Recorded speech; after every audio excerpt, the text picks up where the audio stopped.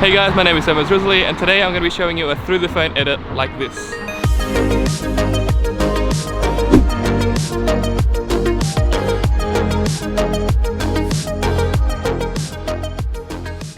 Hey guys, welcome back to my YouTube channel. So I'm on a walk right now, and I'm just walking around the neighbourhood because in Australia we're still allowed to go on like exercise walks and also allowed to go out of the house to do some work. So today I'm doing a shoot for Samsung, shooting on the Samsung Galaxy S20 Ultra 5G here. And yeah, I'm going to test out the Night Hyperlapse function. Yeah, it's a bit of an obscure function, but there's lots of other functions like the 108 megapixels and the 100 times zoom, but today I'm going to be testing out the Night Hyperlapse function. So the campaign that Samsung's got me shooting on is to do with optimism and finding the positivity in light of any situation we've been put into. And so my wife and I have actually been walking around our neighbourhood the last couple of weeks, and every time we walk outside the house we take a different route around the neighbourhood. So the other day we bumped into the spot that we're actually about to get to, and I think it's pretty cool for long exposures and night time lapses. Alright, so we made it to the spot. So here, I'll just show you guys. It's just an overpass overlooking some traffic here. So let's just set up and show you guys the Night Hyperlapse mode on this phone.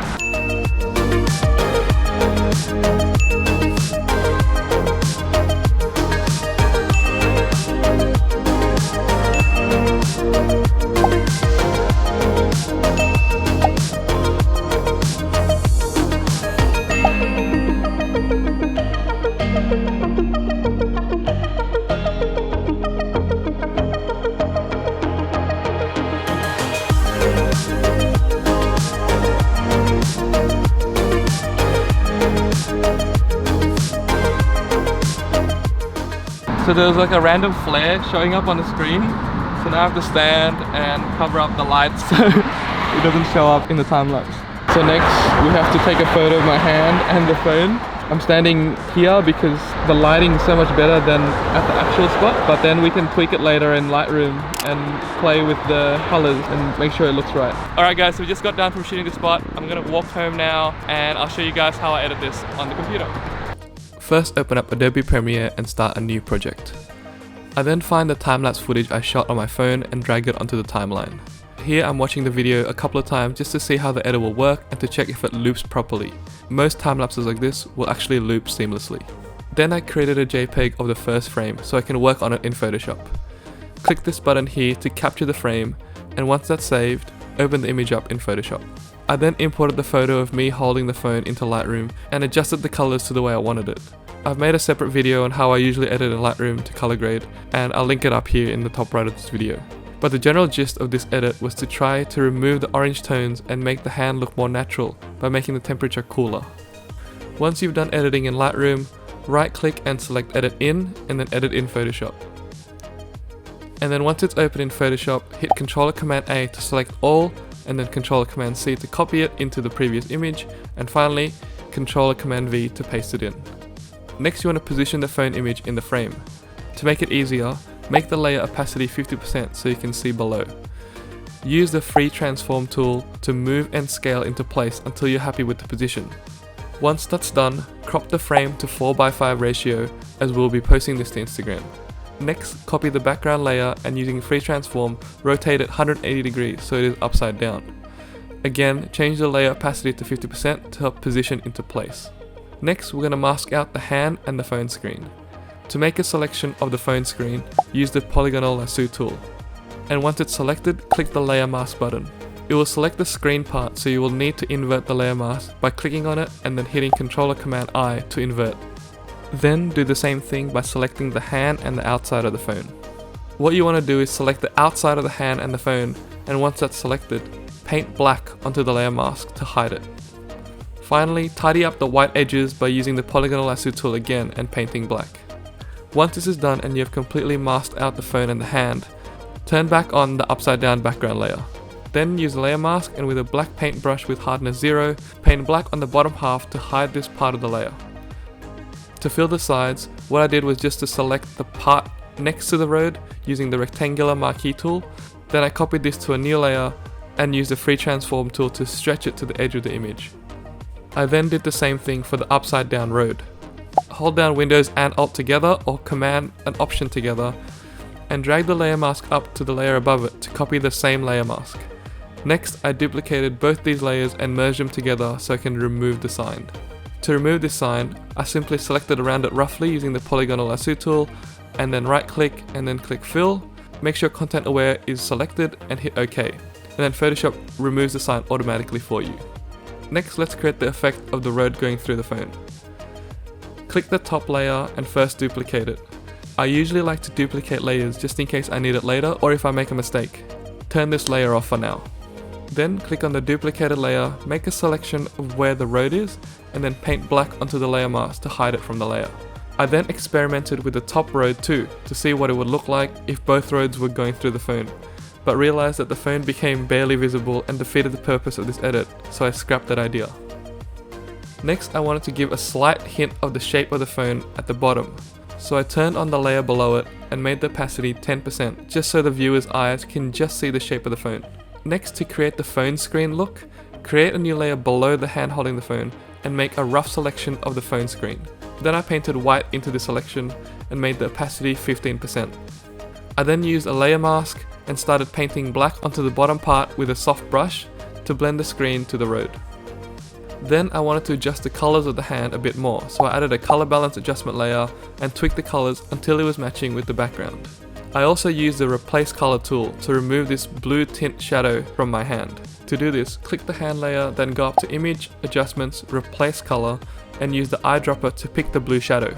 Then push the saturation all the way down and the lightness slightly down. You can also use the eyedropper with the plus icon to add to the selection if the first selection didn't pick up all the shadows. The last thing we're doing in Photoshop is to resize the image so it is 1080 by 1350 in pixels. This is the minimum size I usually do for Instagram uploads. Next, we're going to save each individual element into JPEGs and PNGs so we can bring them into Premiere. First, turn off the hand layer and the phone screen layer so you're just left with the background. Go to File, then export this as a JPEG. Then isolate the screen layer and export that out as a PNG. Do the same with the two phone layers too, both as PNGs. Alright, now here's where the magic starts to happen. Drag the background layer into Adobe Premiere onto the track above the video. Then change the sequence settings to 1080 by 1350 so it matches the images we exported from Photoshop. Then change the opacity of the image layer to 50% and then using the scale and position tools, try to line up the video as much as possible to the image. Then move the image layer up to track V3 and duplicate the video layer up to V2 by clicking and dragging while holding Alt or Command. Rotate this video 180 degrees and again use the scale and position tools to line it up with the image layer. Next, click the image layer and then click the pen tool under opacity and make a selection around the top road. Once you're done with that, then click inverted to invert the mask and set the mask feather to 50. You can now see that the video below is showing through. I then tried to do the same for the bottom road but realized that Premiere was having issues with having two masks on the same layer. So I just brought up the bottom road video to the top and then again use the pen tool to select around the road to create a mask. Again, make the mask feather 50 and now we have the moving background layer.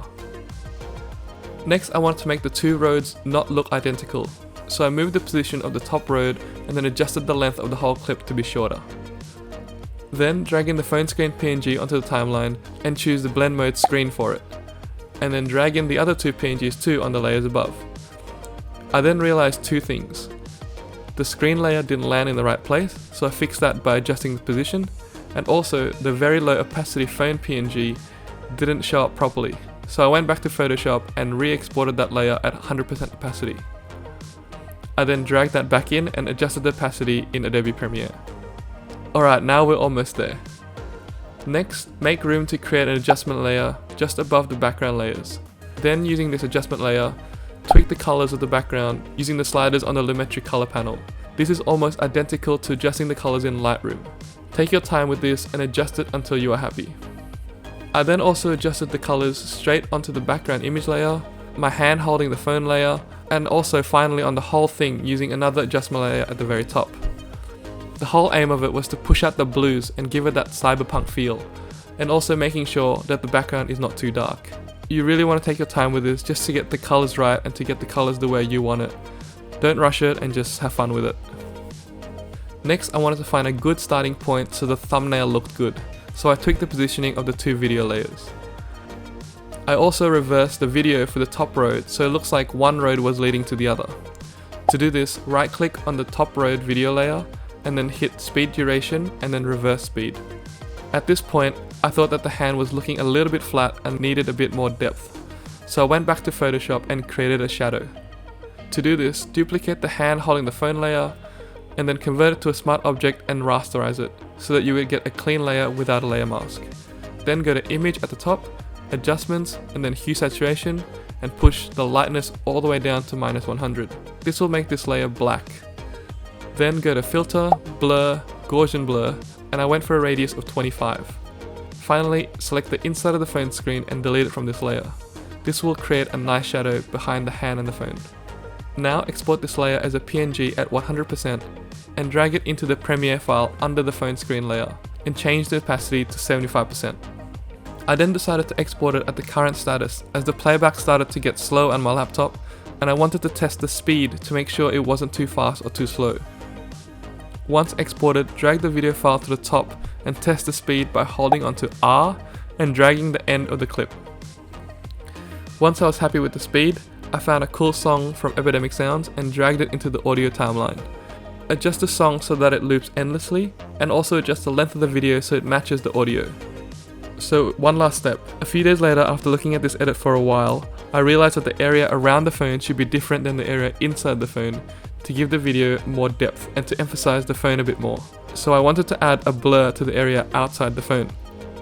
To do this, duplicate the top road video layer and nest it so you can create a mask using the pen tool for inside the phone. Once that's done, go to the effects tab and search for Gaussian blur and drag it onto the bottom layer, and I made the blurriness 16. I then duplicated the background image layer and also masked this out and added a Gaussian blur of 7.5 so that everything outside the phone was blurry. And we're done. Go to File, Export, and export it at H.264 at the default settings with maximum depth and render quality turned on. Here is the final result.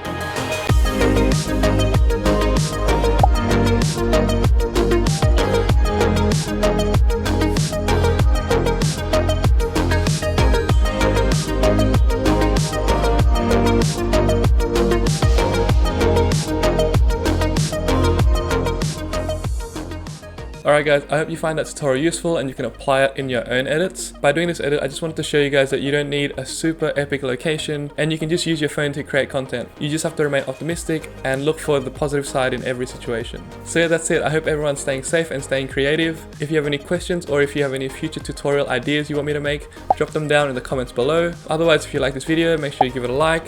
And if you want to see more videos like this, make sure you subscribe. Thanks so much for watching. I'll see you in the next one. Bye!